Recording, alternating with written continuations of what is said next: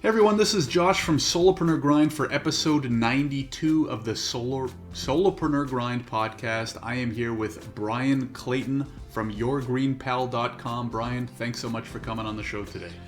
Josh, thanks for having me on. Great to be here. I'm really excited, Bryan, to hear about your story, your background, how you got into where you are today. Can you tell us firstly just a little bit about you? Who is Bryan and what do you do today? And then I'll do a deep dive on how you got there. Yeah, so currently I'm co-founder and CEO of a mobile app called GreenPal. So like in one sentence, GreenPal is the Uber for lawn mowing. So if you're a homeowner and need to get your grass cut rather than calling around on Craigslist, you can just download our app and somebody will come out and mow your yard. Been at this for 8 years, 8 year overnight success. Several 100,000 people are using the app now. We're doing $20 million a year in revenue. Started off really humbly. It was a slow grind getting the marketplace going, but now here we are 8 years in and we've got a good profitable business going now. Awesome. That's great to hear. And Bryan, the first thing that I thought, and you've already kind of answered this question, the first thing I thought when I looked up the website was there's that many people that need mowing services, but I guess I live in a condo, right? I've never had to Yeah. pay to have my grass mowed or lawn mowed. So it's you're based out of the U.S., right? And what's the market size look like? Because those are some big numbers. Yeah, it's crazy. The market size for landscaping maintenance is $99 billion just in the United States. It's a huge Wow. market, and it's unique because it's very fragmented on both sides of the market. It's $99 billion market, but the top 10 players in the market only constitute 1% of the sales. So everything Wow. else from 98 billion on is mom and pops, chuck in the trucks, solo entrepreneurs, and that's who we really help empower. That's who we help grow their business. They plug into our platform. We kind of give them a business in a box and enable them to double, triple their business in the first year of operating it on the GreenPal platform. And then conversely, on the other side of the transaction, homeowners, rather than calling around trying to find these smaller service providers, we offer a nice modulated experience where they can just jump on the app, pick who they want to work with, read reviews, and almost order them off the shelf like they do on Amazon. Right. So it's 10x better for both sides of the transaction. I actually believe it or not, before I started this 8 years ago, I had a landscaping business. That's what I did. I started mowing grass in high school as a way to make extra cash, put myself through college mowing yards. Then I graduated college. I had to make a decision. Was I going to go into the job market and take a pay cut, or was I just going to keep mowing yards? I didn't really want to be a lawn guy my entire life. I went to business school, but I figured, okay, let's just see where I can go with this business. And over a 15-year period of time, built that into one of the largest landscaping companies in the state of Tennessee, where I live. Hmm. Got it over 150 employees, over $10 million a year in revenue. And in 2013, the company was acquired by one of the largest landscaping businesses in the United States. Wow. So running that company, I saw firsthand just how inefficient the whole market operated, and I thought, okay, an app needs to exist to make this thing run smoother. And luckily, I didn't know what I didn't know, and I was naive to a certain extent, and that's kind of what got me in the game. And recruited two co-founders who also had a chip on their shoulder to build something great, and we just went to work. Wow. That's really cool to hear. You often see it that way, especially with technology or apps where you have the domain expertise. You combine that with technology, especially in a market that could really use some of that technology, and that's where the magic happens. Really, Bryan, before I get into the backstory, because I want to hear about the first business and what building that was like. What are some of the, and this is a selfish question that I'll explain for a reason in a second. What, in other ways of just sending leads to lawn mowing companies, what other features or aspects of the app or platform are helping the mom and pop shops kind of improve their business? It's a great question. Because there is no shortage of static repositories to find service providers. So there's Angie's List, Yelp, Home Advisor, Facebook, Craigslist. There's no shortage of places you can go as a consumer and find a list of names and numbers. Hmm. But then you still, as the consumer, have to poll these people. You have to call them. You have to get availability, get service quotes. You have to figure out, are they any good or not. And so it kind of stops there. Our Right. platform is the only vertically integrated one where it's an end-to-end experience. So as a homeowner, you jump on the app, you instantly get quotes from service providers in your zip code. You then can read reviews, figure out who you want to work with, hire them, and then pay them and schedule them for ongoing services all on the app. And then set it up and it's kind of invisible. It just happens in the background. You don't have to worry about it anymore. So Right. that's the only experience like that, where end to end you can go from my grass is 4 feet tall. I don't know anybody. I don't know anybody's schedule, anybody's availability, anybody's pricing. To okay, I've got somebody hired and in the pocket for it to come out tomorrow, and literally set in minutes rather than hours or days. So that's why that's what we do. That's the value proposition to consumers.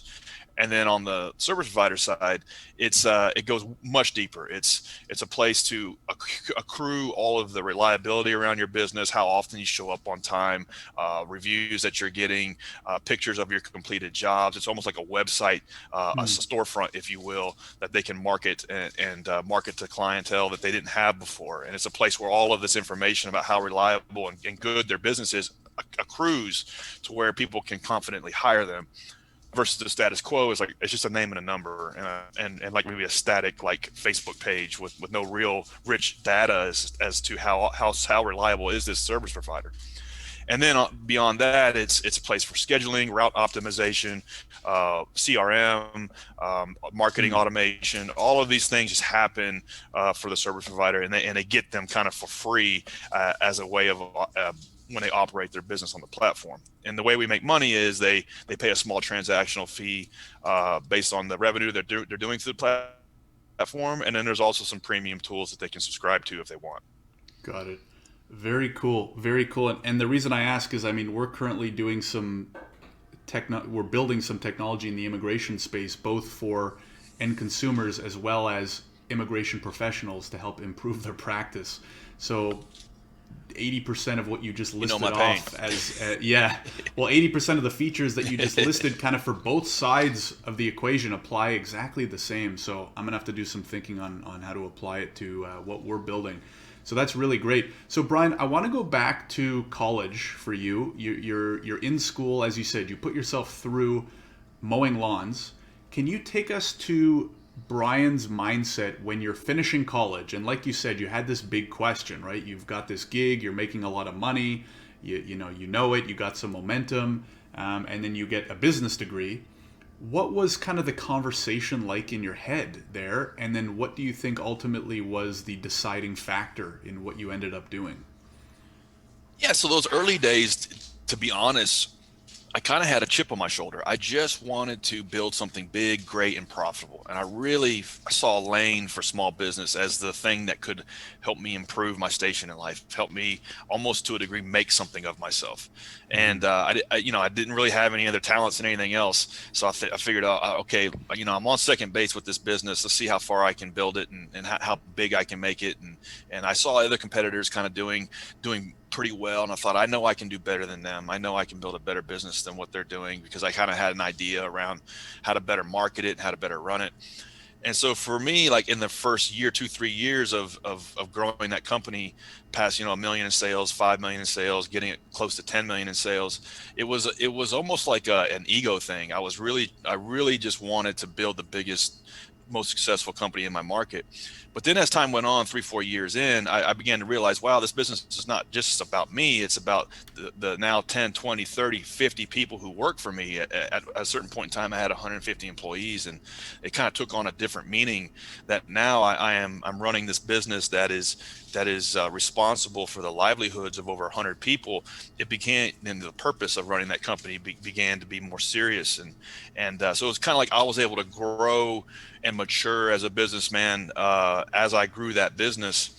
And that was one of the beautiful things of it. And that was like, 20 years in business. I look back, and that's kind of one of the things that's kind of kept me going, is like the company, the project is the thing that causes me to level up. It's the thing that causes me to learn things that I not wouldn't necessarily learn, or read books that I wouldn't necessarily read, or watch things on YouTube or podcasts that normally wouldn't be interested in. Like the business is the forcing function that causes me to acquire those things. And I think that's one of the best things about running a business. Is like it can be the thing to propel you to level up. Hmm. Absolutely.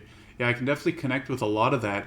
Can you talk about, Brian, how did you even get it off the ground, right? You said by the end of college you had it at second base.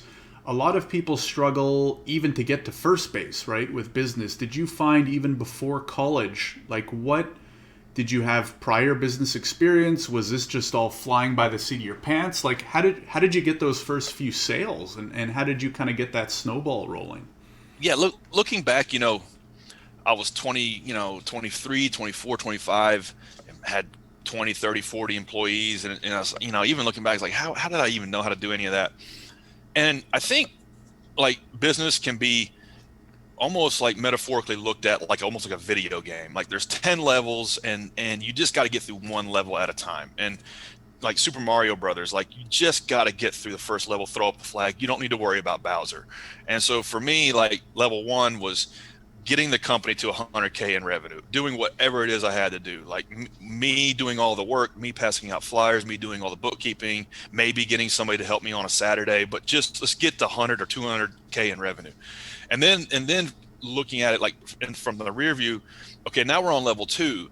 We're doing 250K in revenue. We want to get to 500,000. What do we have to do? Well, we got to figure out ways to get customers already nearby our existing customers. We can't be driving all over town because it's not making us any money. And I got this guy helping me on a Saturday. I got to figure out how I'm going to have him help me 5 days a week or 3 days a week. So it's like easing into this stuff one little level at a time. And before you know it, 5 years later, you're on level 7, where now you're doing 5 million in revenue. And it's like now the problems are bigger. It's like, okay, well, now I have to engineer a sales process and a way to train salespeople and a way to compete in a really hyper competitive industry and do things better and different than my competitors. So it's a totally different set of problems that you had on level 2, but you got to go through those levels, metaphorically, little by little to kind of level up each stage of the game.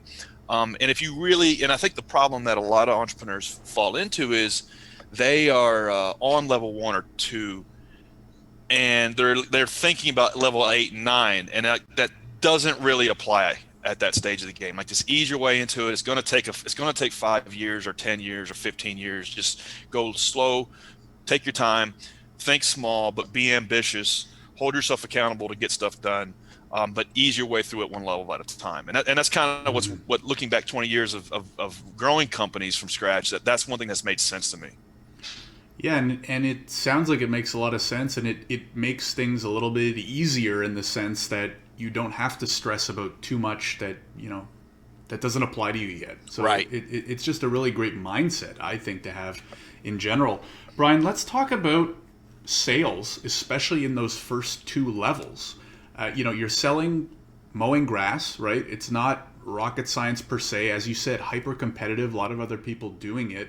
And one of the most interesting things that I've found from guests on the show is they happen to be very good at sales, right? That's kind of what you need anyways. As you said, level 1, get to 100K a year. You just got to go hustle and go get sales. Can you talk about, what was your approach? Do you have any tips or advice? Maybe people who don't feel as comfortable with sales or they're not maybe a natural kind of salesman type thing?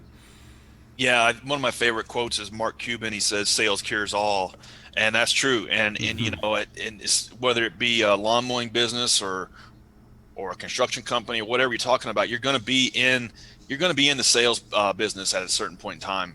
And I think as the founder, as the owner, as the manager, CEO, whatever you want to call yourself, you have to develop those skills as a salesperson. It's almost like table stakes. It's hard to, yes, as time goes on, you can delegate these things to somebody who's better at it than you are, but I think you have to be like 80/20 good at a lot of different stuff, whether it be management or organization or marketing or sales. Like you have to be just good enough to do some of these things to a certain extent to get yourself through the first couple of years.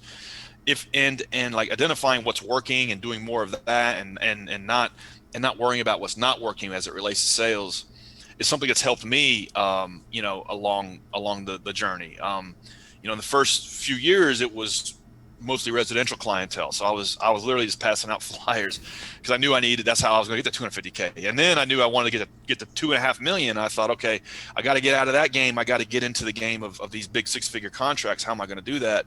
And that's when I had to develop like a direct sales approach of prospecting, of setting up meetings and figuring out what our value proposition was and what it is we did that aligned to what it is our customers needed and what their goals were. And it took years to figure out.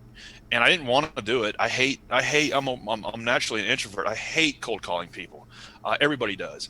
But it was something I just had to do, had to force myself to do, had to learn how to do to get the business where it needed to be. And that's just an example, a real world example of the business is the forcing function of your personal development. I never in a million years would have done any of those things had I not wanted to get my business to 7 and 8 figures. And so I think like if you have that fire in your belly to build something successful, then the good thing that's going to happen is it's going to force you to do things you never would have ever done. So for me, like that was becoming a good salesperson and learning how to train other salespeople. Nowadays, my current business, we don't have a sales staff, but guess what? We do other ways to market, and having to retool and retrain and learn those skills was another example of my business causing me to learn things I never would have wanted to learn. Absolutely. Do you have maybe 1 or 2 tips? Let's say someone's level 1, they're just hitting the phones or they're knocking door to door. 1 or 2 piece of practical piece of advice on someone to improve their sales game. Yeah, it's not enough to like work in the business and on the business. You also have to work on yourself. And so quite frankly, when you're starting a business, there is no time for Netflix. There is no time for a lot of the stuff that you used to do that just was a waste of your time. You have to learn things like one of the best things you can do when you're first getting started is to take every course on copywriting that you can take. Like spend 6 months or a year just learning good copywriting. Read all the top books on copywriting, and that will make you a better salesperson because it'll help you communicate more clearly. It'll help you understand how to communicate your value proposition more crisply. And like if you can develop that skill, and even if you're only 80-20 good at it, and what I mean by that is like learning 20% of whatever it is that gets you 80% there, that'll make you a better, more effective salesperson. It'll help you write the copy for your website better, help you write the copy for your marketing materials better, help you write the copy for your sales scripts better. So like that's the first thing. And there's just not enough hours. Like everybody talks about this work-life balance thing, how you can build a company or build a business, on 40 hours a week. I don't see it because it's not just working in the business. You also have to like work on yourself, learning these skills. You can't just go hire a good copywriter. In level 3, 4, and 5, yeah, you need to, but like when you're first getting started, you got to become a good copywriter to learn sales. That's just like the first step. And the other reason why I think that's so important too, Bryan, is when you know just the 80-20, it makes hiring that much easier. Because if you don't know how to write copy, if you don't know how to do sales, how are you going to evaluate whether this guy can write good copy or that girl can sell well? So Absolutely. I totally agree. I mean, I've spent a lot of time studying, learning, and now doing copywriting. Just so I agree 100%. It's so important, and it's one of those things where the 80-20 can take you so far, right? Going from good to great copy can really make a huge difference, right? It's not just like 1-to-1. I find it's like that much better of a landing page can increase your conversions by a crazy amount. So right, and in our world, it's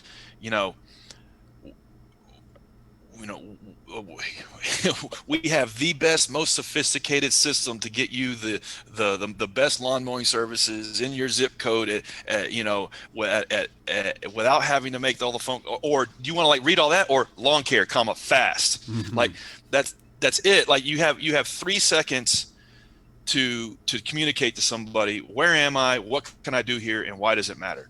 And that applies to any business that you're in. And so step 1, spend your nights and weekends learning how to be a crappy copywriter, because to be a great copywriter is a lifetime of work, but at least become a crappy one. So then you can identify the good one or the great one when you want to hire them. Absolutely, absolutely. So, Brian, I want to talk a little bit more about the level 5 plus type business. How did things change? I mean, I'm guessing we could probably do a whole episode on this question, but talk us through when you started getting to those really high levels. How much different was it? How much did you have to change as a person and as a CEO? And what was that like for people that are still in level one, two, three, et cetera, et cetera? Yeah, it's looking back 8 years ago when I started the business model, now I'm a completely different person. There's all kinds of things and ways that I've evolved and changed and improved, and the business is the thing that's caused me to do that. And so as you're growing alongside of your business and you're having to level up, to use the video game metaphor, like the final boss at every level is just different, and the challenges are different, and that's the thing that causes you to level up. And so when you get to level 2 or 3, guess what? Now you've got 5 or 10 employees. Now you got to learn how to be a decent leader. You got to learn how to manage. You got to learn how to lead. And so now you need to be reaching for John Maxwell books and stuff like that. And so, like, one of my favorite quotes, Mark Zuckerberg. Whatever you think of Mark Zuckerberg, this is a good quote. He says, "Don't be a know-it-all, be a learn-it-all." And you got to think, Mm, that dude at 24, or was running a multi-billion-dollar company. I mean, that's just incredible. And it's only because the guy is just always willing to learn as much as he can from people around him, and that, I think, is the thing that can cause you to like level up and kind of play in a game that maybe you would have thought you'd been able to play in. And so long as you're like sufficiently motivated to go and seek out and learn the skills that you have to learn for whatever stage of the game you're at, is kind of how you can grow alongside of the business. The problem is a lot of business owners, particularly in the industries I've been in, get stagnant, and they'll stay stuck at a level 3 or 4 or 5 for like a decade, and then they hate their business. And that's a slippery slope. You don't want to find yourself not moving forward, not growing, because in business, if you're not thriving, you're dying. If you're not growing, you're contracting. And if you're contracting, then you're not gonna build anything great. mhm. Now, that said, it's okay to run a small company that's very profitable, and if you're happy with that. But in most cases, if you're not gaining ground, like one of my favorite quotes is George Patton. He says, "If you're not gaining ground, you're losing ground." And I believe that to be the case in business. Every business that I've ever been involved in, it is. Right. Very cool.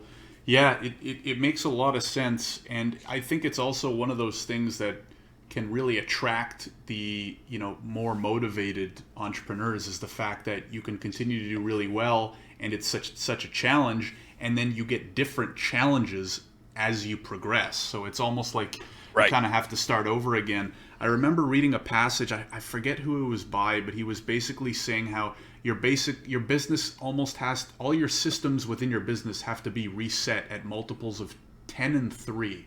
So it's like, when you get to 3 employees, you gotta do this. When you get to 10, you gotta do. When you get to 30, when you get to 300, et cetera, et cetera, you kind of have to reinvent systems and stuff. And Absolutely. I agree with that 100%. And if you look at it, like, hiring your first employee is like one of the most difficult parts of a business, because you're effectively doubling your business like that. right. And there may not be another moment where you double your business so quickly, is when you hire your first employee. That's really hard. But then when you get to 10 and 20 and 100, like, it's not as that big a deal, and you have matured the processes around that.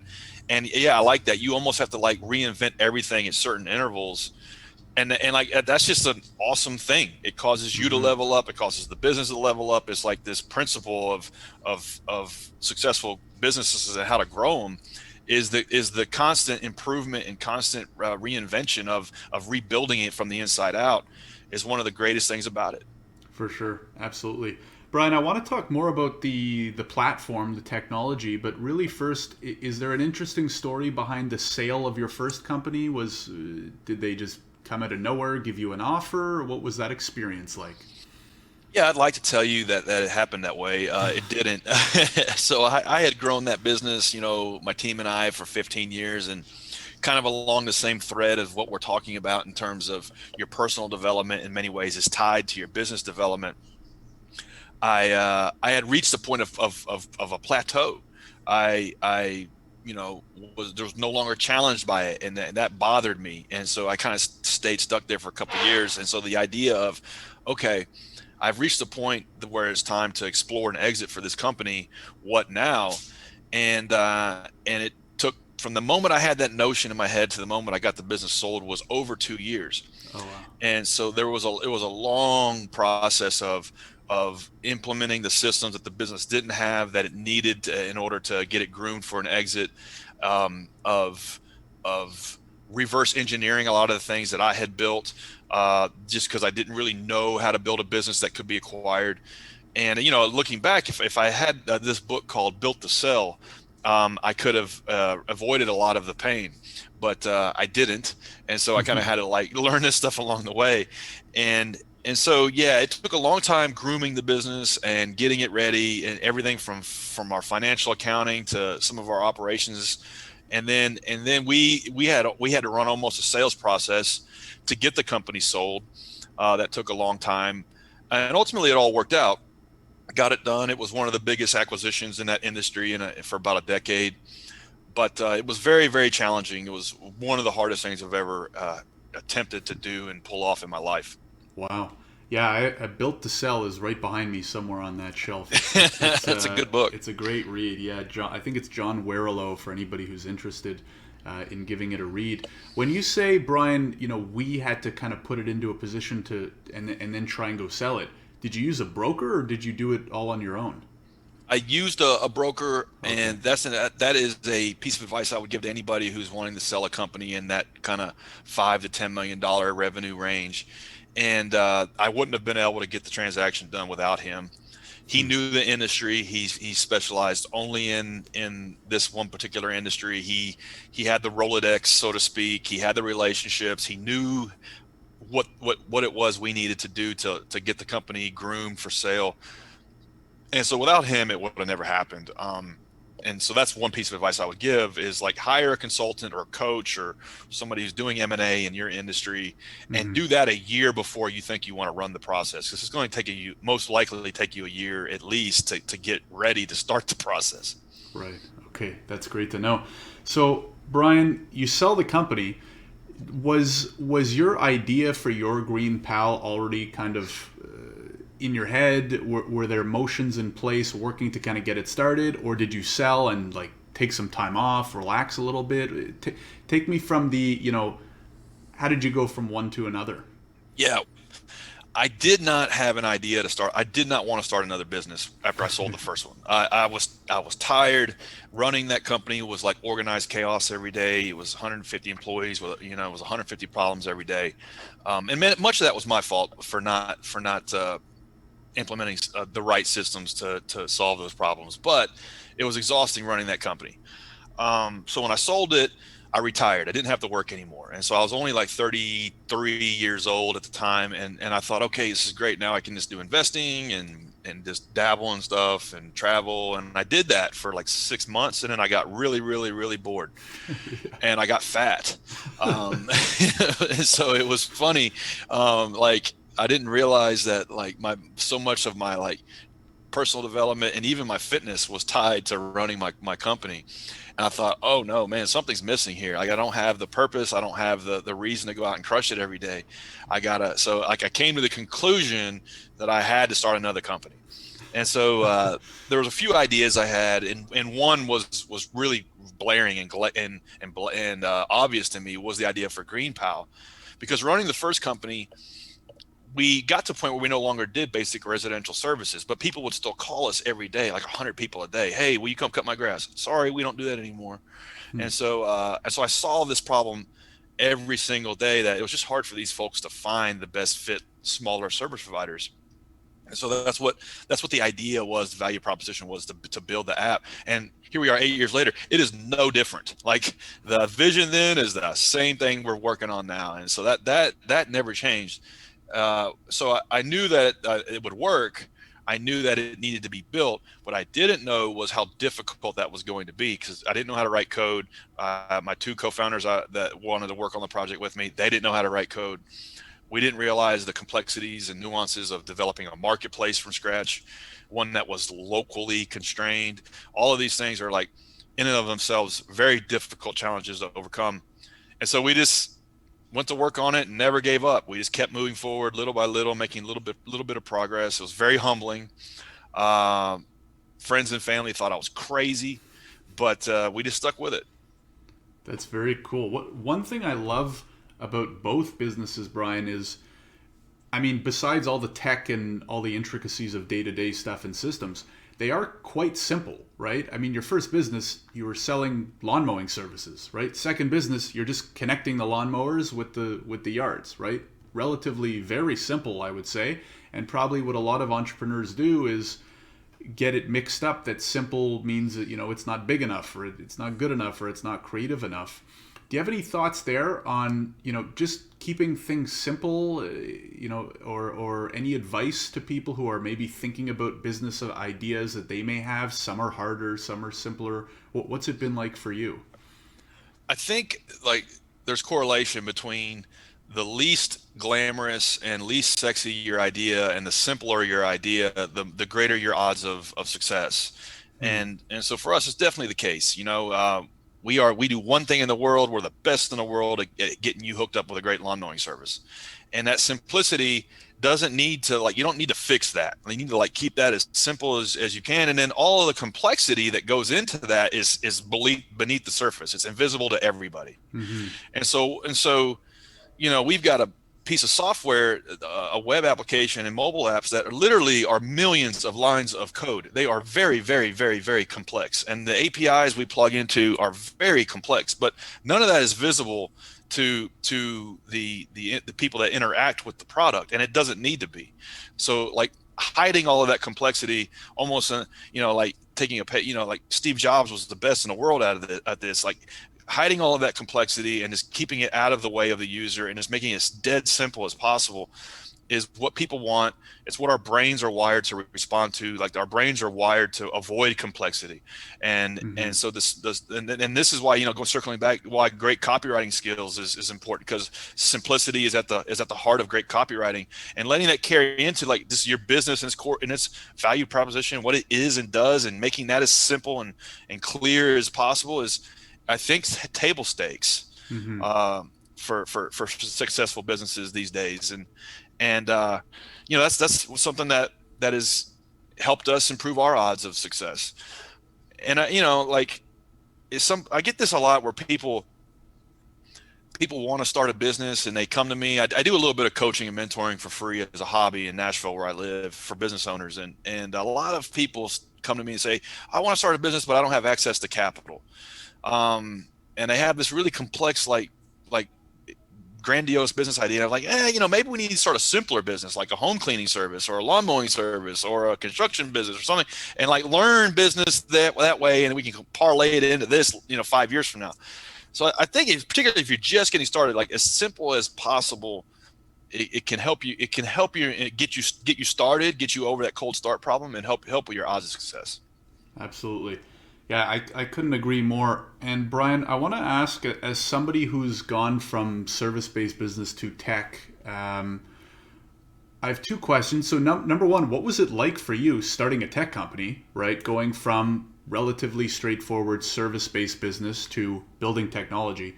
And then number two, I want to know if you knew what API, did you know what an API even meant before you started the No, company? Yeah. no. Okay. I No, I figured. still don't know. I Yeah. still don't know. I know it's a thing, so I throw that buzzword out.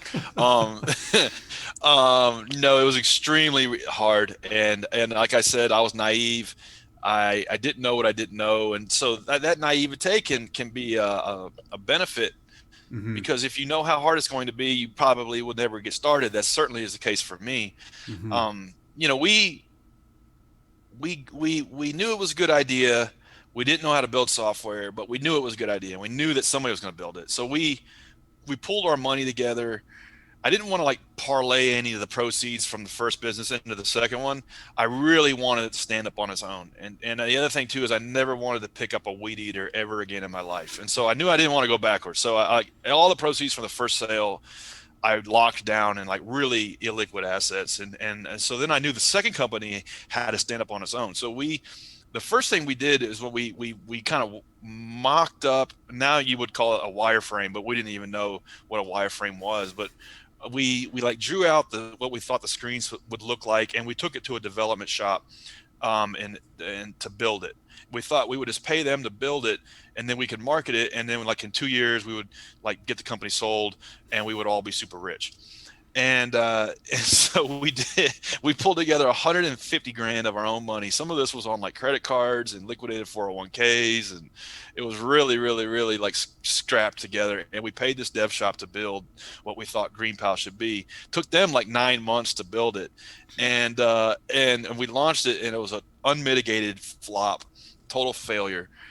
We passed out door hangers all over Nashville just to get people to use this thing. We got like 100 people to use it, and it was just, it didn't do what it needed to do. Like it was the vision of push a button, get your lawn mowed, didn't work, and it didn't work for a bunch of reasons. And there was technological reasons. There was like the vendors just didn't respond when they were hired, and it was just, oh man, like we didn't even know where to start. The only thing that kept us going was we were reading a book at the time called The Startup Owner's Manual by a author named Steve Blank. And anybody that wants to start a tech startup, particularly inventing a new product from scratch, needs to read everything this guy's ever written. Hmm. And How do you spell the last name? Steve Blank, just like BLANK. Okay. And so he's written a book called Four Steps to the Epiphany and The Startup Owner's Manual. And these books are a decade plus old, but the fundamentals in the books are what he calls customer development and customer discovery, and it helps guide you through the process of are you solving a problem people want to pay for, and are you like on the cusp of building something that people will use and that people will want to keep using, and like walking you through that process. And one of the main like points of both those books is what's called like get out of the building. So a lot of times when you're building technological products, you're just writing code and you have a bias to just want to engineer your way out of every problem and like write code to solve every problem. And that wasn't an issue for us. We didn't know how to write code. But the main thing that the books try to beat in your head is like, get your butt out of the building and talk to the people who are using whatever it is that you have cobbled together, because from that you will glean the insights that are going to set you on the right path, the right vector to what you need to be building. And so we would like meet with every single person that tried the first product, and we would talk to them, and they were upset, they were pissed off that it didn't work, they were let down that it didn't work, they wanted it to work. And so for us, we took that as a good sign, as validation that, okay, yeah, no, this thing, like the promise of it was to solve a problem that they really needed to have solved. They needed to get somebody out there to mow the damn grass tomorrow, but they didn't show up. So like that was validating enough for us to understand, okay, people will use this, people will pay for this service, and so we just need to keep going. And so we made the hard decision, like, okay, we're just going to have to learn how to write code ourselves, we're going to have to learn how to build software. And luckily at that time, 2013, there was just enough resources in which you could teach yourself how to code. Boot camps were starting to crop up. Like 10 years earlier, this stuff was not as accessible, but in 2013 it was, and it's even more so today. And so we took every online course we could, we read every blog we could, every YouTube channel. My co-founder went to a dev boot camp for 6 months, and like we started working on the next version while learning how to code. And so it goes back to the 80-20 rule. You know, like I learned just enough about how to do front-end engineering, and my co-founder got pretty good at back-end engineering. And Wow. took us another 2 years to learn how to do this stuff while building the second version. But then after the second version rolled out much better, we went from like 100 users to 1,000, and then we were able to consistently double the business every year. And then at that point, we knew enough on how to build software, how to engineer this stuff, that we could then slowly but surely use what little bit of money we were making to hire more engineers and more developers to help us build it out. I was gonna say, I hope you hired like a CTO or something at some point. Yeah, as time went on, my co-founder became the CTO, and Wow. he knew, yeah, he became the kind of the person responsible for architecting how we were building this thing out. And then we went from just us, the two of us hacking this thing together, to now we have 23 engineers that work on the product. And little by little, one step at a time as the business could afford it, quite frankly, like, because we have bootstrapped this thing, we have funded Oh, it wow. on its own revenues, and so that was kind of the way we were able to grow slowly enough and layer on people onto the team as we could afford them. Wow, that's incredible. Would you recommend that approach to others, or would you recommend, like, did you guys ever have any thought at some point of, hey, let's go find a technical co-founder so that we can build this thing quicker type thing? Or and what would you say to, maybe we'll call people like yourselves who are domain experts but don't have the tech skills. Do you recommend they try to learn it themselves or find a technical co-founder? What would you say in that regard? Yeah, I do not recommend that you take the same approach we did, because it just took a long time. It took Yeah. 3 or 4 years, and I mean, this is like 3 years not paying ourselves any salaries. My two co-founders are still working their day jobs, and like, it's just not a way to. It's not a pleasurable way to build a business. There really is no pleasurable way, but it was really tough. I don't recommend you go that route. You can, so long as you're sufficiently motivated and never willing to give up. Ideally, what Paul Graham calls a hacker and a hustler. You get those two people together and you start a company. But I mean, if you didn't grow up writing software and you're not in tech circles, I didn't know any engineers. I didn't know, like, and being in Nashville, it's not like we're a huge haven for tech startups, and so I didn't really Hmm. have access to engineers. And the other thing too is like, when you start a business and you're co-founding a business with somebody, it's more important and more it's a more important decision than who you marry, to be honest, like, because if the business is, you're going to be spending more time with this co-founder than you are your spouse, and if the business is successful, you're going to, on average, spend more time with them, like, then it's going to last longer than most marriages, honestly. Like, so, like, and people just rush into like into starting a business, and like, don't put a whole lot of thought into who they sign on as their co-founder, or at least not as much as who they're going to, like, marry. And that's the cause of a lot of business failures, is bad co-founder dynamics. So Right. it's really hard. It's really hard to thread the needle on getting somebody you want to stay in the trenches with for 5 or 10 years, and then getting somebody who has those skills. It's almost like catching lightning in a bottle from the co-founder's standpoint. So for me, like, if you can work on yourself and then you become kind of what the co-founder you need, and you can, like, found the business even by yourself, and then, like, as time goes on, you can delegate these things to freelancers, I think is a better approach, unless you just, like, find that person who is your soulmate of a co-founder, right? You find the person who is motivated, who's ambitious, who wants to build something great, who has the skills that you don't. Hmm. That can be like, yeah, if that's the case, then yes, go into business with that person. But I see a lot of tech startups and new startups, like, force that, and they're like, okay, I need to go get a co-founder now, and they're forcing. It's almost like an arranged marriage. It's Hmm. just not, it's not organic, and odds are it's not going to work. And and and a lot of times too is they need that co-founder as validation that they're doing the right thing, and that they're almost scared to start the business. And it's like, I got to have a co-founder as like a coping mechanism. I see that too. Hmm. So the co-founder thing is one that you can probably spend an hour talking about getting right. And if you get Absolutely. it wrong, it can be the reason the business doesn't succeed. Yeah, I mean, I agree with everything you said 100%. I've had a terrible co-founder experience, and I now have, I think, the lightning in the bottle experience where Yeah. what worked for me in the end was working with someone technical, uh, almost like a contractor at first. So he was doing work for cash, Great idea. and it over time built into, he is now my technical co-founder, I and I like mean, that. we get along great, and he's been with me almost from the start pretty much. I like And that. You almost like co-founder dating. You find that freelancer, you pay them really good.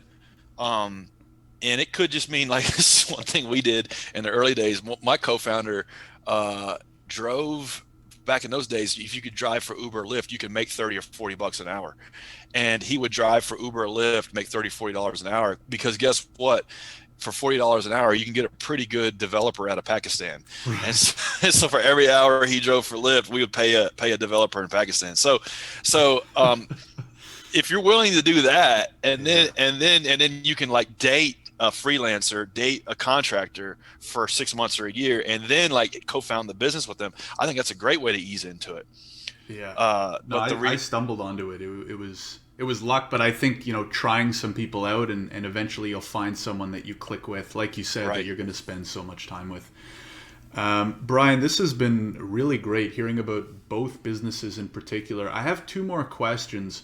One of them is that, I mean, you've been rattling off these quotes from really good names. I'm interested to look into Steve Blank. Could you give maybe two or three? This is probably going to be a tough answer for you, just because it sounds like you're very well read. Two or three books that you would recommend to someone who is looking to start their own business or maybe struggling with their own business right now. If you can narrow it down to like two or three that you would recommend, which ones would you say? Yeah. Tactically, so I'll go one book tactically and then one book maybe more like philosophically.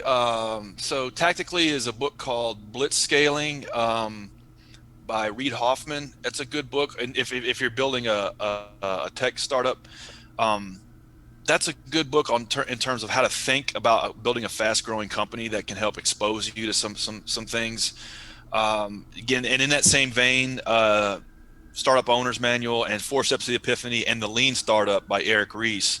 Those are three books that are all kind of along the same lines of building a company, uh, based off of the flow of feedback that you're getting from your users, and developing it that way, rather than what you think it should be. You go to work for 6 months and you build something that nobody wants, which is, as crazy as that sounds, is what 99% of businesses do.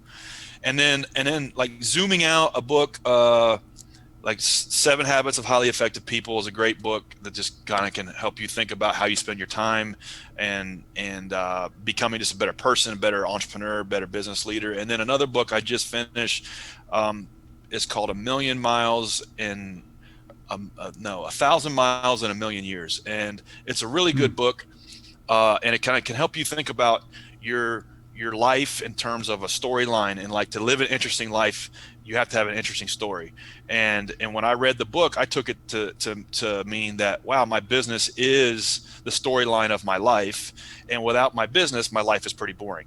So like 20 Hmm. years of business, there's been highs and lows, and me overcoming challenges and obstacles to get things done, and achieve some degree of success. And like, without the business, it's a pretty damn boring movie. And so the business is the storyline. And so if you can think about your business journey in the context of a storyline, and like, whether you're at a low point or you're just getting started, it's really hard. That's what makes the whole thing interesting. And that book helped frame all that for me. Hmm. Very cool. Awesome. I'm going to have to add those to the list. Bryan, last question. One or two key pieces of advice to someone out there. Maybe they're in a 9 to 5 they don't like. Maybe they're working, evenings and weekends on a business to try and get it off the ground. Do you have one or two pieces of maybe more of that step back, maybe less tactical, more general feedback or things that you would tell them? Yeah, get in the game, because only when you're in the game can you win. So step one, you got to get in the game. Life's too short to spend 20 years, working in a cubicle for something that you don't believe in.